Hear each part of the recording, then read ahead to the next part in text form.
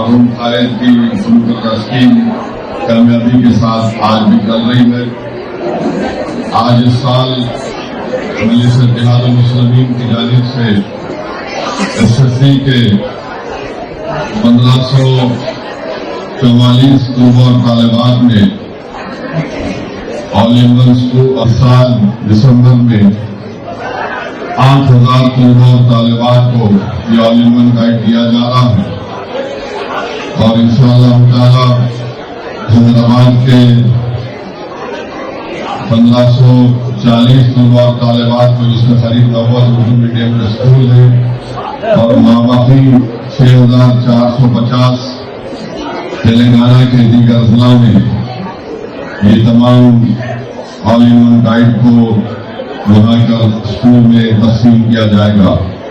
آپ تمام لوگ جانتے ہیں کہ مجلس اتحاد المسلمین اپنی ہر پارٹی کے پروگرام میں تعلیم پر زیادہ توجہ دیتی ہے، اور تاکہ ہم تعلیم کے ذریعے بھارت کی سیاست میں، بھارت کی سماجی زندگی میں اور معاشی زندگی میں ہم اپنا ایک مقام کو حاصل کر سکیں گے۔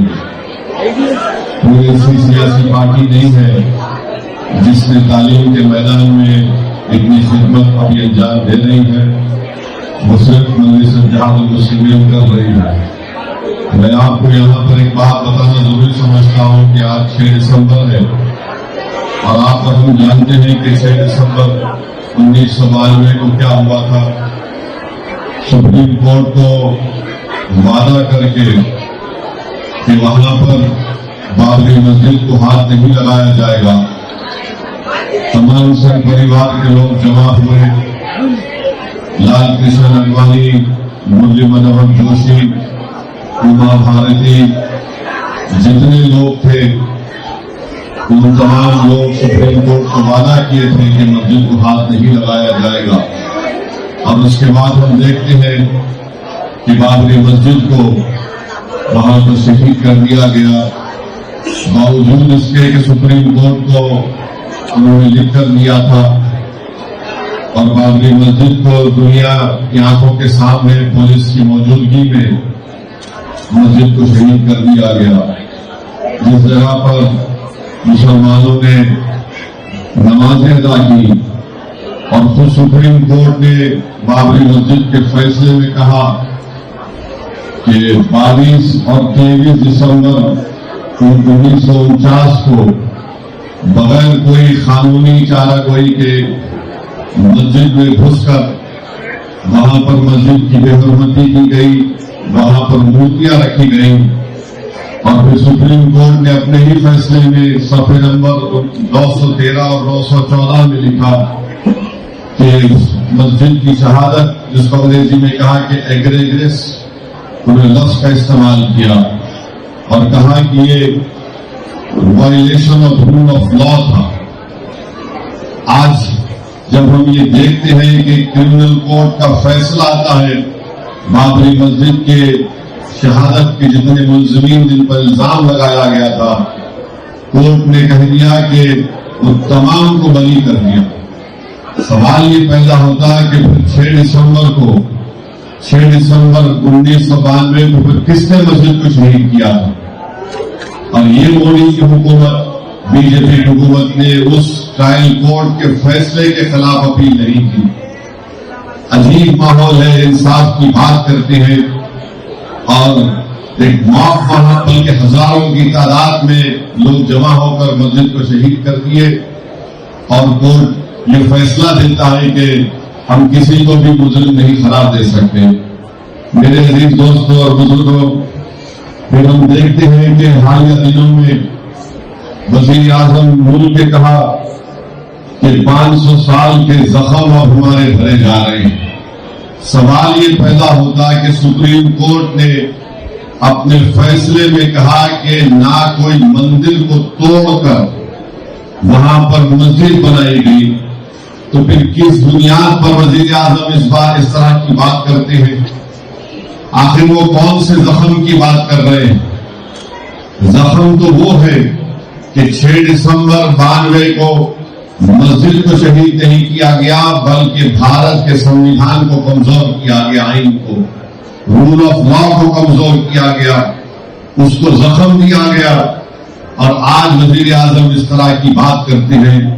میرے عزیز دوستوں اور بزرگوں، تکلیف اس بات سے بھی ہوتی ہے کہ سپریم کورٹ کے ایک جج جو اس بینچ پر بیٹھ کر ججمنٹ لکھے، ریٹائرمنٹ کے بعد انٹرویو میں کہتے ہیں کہ جو مندر کو توڑ کر مسجد بنائی گئی وہ خود غلط تھا۔ ارے آپ جب جج تھے، آپ نے فیصلہ لکھا، جب آپ کو خیال نہیں آیا، آپ نے اپنے فیصلے میں لکھا کہ مندر کو توڑ کر مسجد نہیں بنائی گئی تھی، اور مسجد اور مندر کے درمیان میں جو کتنا زیادہ لمبا عرصہ تھا، مگر ریٹائرمنٹ کے بعد جج صاحب جج نہیں رہے تو ان کی زبان آزاد ہو گئی۔ مگر جب آپ کے ہاتھ میں قلم تھا تو آپ نے کیا لکھا؟ آپ نے لکھا کہ مندر کو توڑ کر مسجد نہیں بنائی گئی تھی۔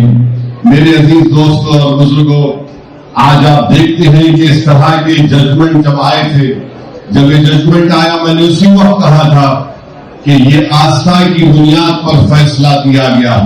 میں آج بھی یہ سوال اٹھا رہا ہوں، اگر 6 دسمبر 1992 کو اگر مسجد شہید نہیں ہوتی تو سپریم کورٹ کے ججز کیا فیصلہ دیتے؟ کیا فیصلہ دیتے آپ نے آستھا کی بنیاد پر فیصلہ دیا، اور پھر جو مسجد 400 سال سے ٹھہری ہوئی تھی اس کو آپ نے اپنے کورٹ کے ججمنٹ میں کہا ہے it is a violation of rule of law, اور جج صاحب بعد میں انٹرویو میں یہ بات کہتے ہیں۔ بہرحال ان کا چہرہ سامنے آ گیا دنیا کے سامنے، مگر اس بات کو ہم کو سمجھنا اور یاد رکھنا ہے کہ 6 دسمبر ایک یوم سیاہ ہے۔ 6 دسمبر ہمارے ملک کے لیے ایک سیاہ دن ہے، جس طرح گاندھی جس دن مارا گیا تھا وہ یوم سیاہ ہے۔ جس دن 6 دسمبر 92 کو مسجد کو شہید کیا گیا وہ ایک کالا دن تھا۔ جس دن اندرا گاندھی کے قتل کے بعد دلی کے سڑکوں پر سکھوں کا خون کی ہولی کھیلی گئی تو ملک کے لیے کالا دن تھا۔ جس وقت 2002 میں گجرات اور احمد آباد میں فسادات ہوئے وہ ایک یوم سیاہ تھا۔ تو یہ ایسی چیزیں ہیں جس کو ہم کبھی نہیں بھول سکتے، نہ بھولنا چاہیے۔ یاد رکھیے، اگر قانون کی بالادستی رہے گی، رول آف لا رہے گا تو جمہوریت مضبوط ہوگی، انصاف مضبوط ہوگا۔ اور اگر انصاف کرنے والے ریٹائرمنٹ کے بعد اس طرح کی بات لکھتے ہیں، انٹرویو میں بولتے ہیں، تو خود وہ اپنا تماشا کر رہے ہیں اور اپنے چہرے کو بے نقاب کر رہے ہیں۔ بہرحال میرے عزیز دوستوں اور بزرگوں، آج وقت یہ ہے کہ ہم کو متحدہ طور پر اپنی عبادت گاہوں کی حفاظت کرنا ہے، اور جو فیصلہ سپریم کورٹ سے آیا تھا جو آستھا کی بنیاد پر تھا، آج آپ دیکھتے ہیں کہ 1991 پلیسز آف ورشپ ایکٹ ہونے کے باوجود بھی کئی مساجد کے اوپر کیسز پڑ جاتے ہیں۔ اور اسی بابری مسجد کے کیس میں اس ججز نے لکھا تھا کہ پلیسز آف ورشپ ایکٹ کا تعلق بیسک اسٹرکچر سے ہے۔ سپریم کورٹ ایک بات بولتا ہے اور لوور کورٹ اس کو قبول نہیں کرتا ہے۔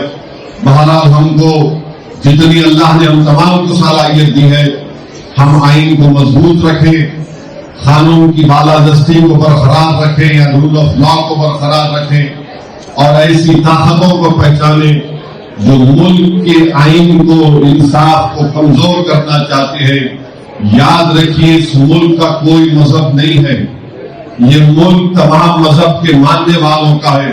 اگر کوئی یہ کہے گا کہ ملک ایک مذہب کا ہے تو پھر یاد رکھیے ہم ان عظیم آزادی کے مجاہدین کی قربانی کو رائگاں جانے دیں گے، کیونکہ اس وقت ہندو مسلمانوں نے مل کر، سکھوں نے، عیسائیوں نے مل کر انگریزوں سے اس ملک کو آزاد کروایا تھا، اور ہمارے بزرگوں نے یہ خواب دیکھا تھا، اور اسی لیے اس طرح کا آئین بنایا، کانسٹیٹیوشن بنایا 1950 میں جو ہم نے آئین اپنے آپ کو دیا۔ وہ یہ کہتا ہے کہ انڈیا جو اس کا پریامبل ہے اس کا جو کہتا اس میں یہ بات لکھی گئی کہ لبرٹی، ایکوالٹی، جسٹس، فٹرنیٹی، یہ 4 چیزیں جب آپ بات کرتے ہیں تو کسی ایک مذہب کی تائید میں بات نہیں ہوتی. تو بہرحال یہ چیزیں ہیں جس پر ہم کو غور کرنا ہے. میں مبارکباد دیتا ہوں تمام طلباء اور طالبات کو جو حیدرآباد کے 1540 طلباء اور طالبات جن کو آل ان ون گائیڈ مل رہا ہے. میں امید کرتا ہوں کہ انشاءاللہ تعالی وہ اپنی تعلیم کو 10th اور 10ویں جماعت کی مکمل یا کامیاب ہونے کے بعد بھی جاری رکھیں گے. وہ اپنے خوابوں کو پورا کریں گے اور انشاءاللہ تعالی مجھے یقین ہے کہ خاص طور سے ہماری بیٹیاں مسلمانوں کے نام کو روشن کریں گی، ملک کے نام کو روشن کریں گی. اور ہم ان کے ماں باپ سے یہ گزارش بھی کرتے ہیں کہ خاص طور سے اپنی بیٹیوں کی تعلیم پر توجہ دیجیے، ان کو قابل بنائیے، ان کے خوابوں کو پورا کریے، ان کو طاقتور بنائیے. اور یہ بھارت ہمارا یہ وطن عزیز اس وقت طاقتور ہو سکتا ہے جب ملک کی 50% آبادی جو ہماری خواتین ہیں وہ تعلیم یافتہ ہو. اور یہ بات بالکل سچ ہے کہ مسلم خواتین میں تعلیم کا فقدان ہے. ہماری بچیوں میں لٹریسی زیادہ ہے، لٹریسی ریٹ بہت کم ہے. اس لیے بچیوں کو پڑھانا، ان کو کامیاب کرنا، ان کو طاقتور اگر ہم بنانا چاہتے ہیں تو ہم اپنی بیٹیوں کو تعلیم کے زیور سے آراستہ کریں تاکہ وہ ناانصافی کو ختم کر سکے. اور ہر گھر میں ہماری بیٹی اگر تعلیم یافتہ ہوگی تو وہ گھر علم کے نور سے منور ہوگا. بہت بہت شکریہ.